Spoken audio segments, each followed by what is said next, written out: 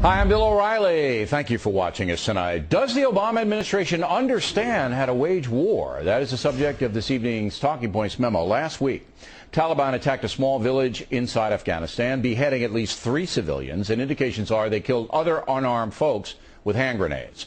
Local Afghan authorities responded to that attack and were fired upon. They then called for help, and American air power was dispatched, routing the terrorists.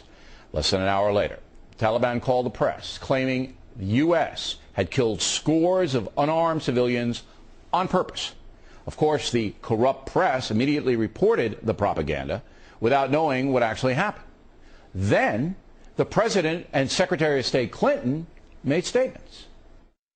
I also made it clear that the United States will work with our Afghan and international partners to make every effort to avoid civilian casualties as we help the Afghan government combat our common enemy. I wish to express my personal regret and certainly the sympathy of our administration on the loss of civilian life in Afghanistan. We deeply regret it.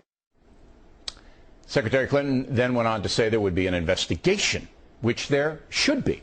But, and this is big, the tone, as you just saw, particularly from Secretary Clinton, of their remarks signal to the world that we did something wrong, which is preposterous.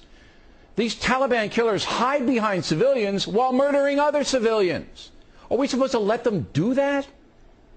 Now, the factor has been briefed by retired Brigadier General Anthony Tata, who told us that the impact points of the American bombs strongly suggest they didn't kill civilians in that village. Talking Points believes that President Obama needs to get much tougher fast in the commander-in-chief role. If we are not going to fight to win in Afghanistan, let's get our people out of there. It is simply not fair to the military to run out calling for investigations every time the Taliban makes an accusation. Can you imagine FDR doing that when the Nazis cried foul? And the Taliban are no different than the SS, believe me. It is long past time for the USA to stop with all the contrition.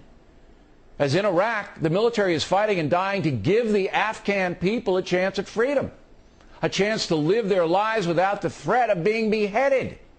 If the world isn't like that, tough. We are not the bad guys.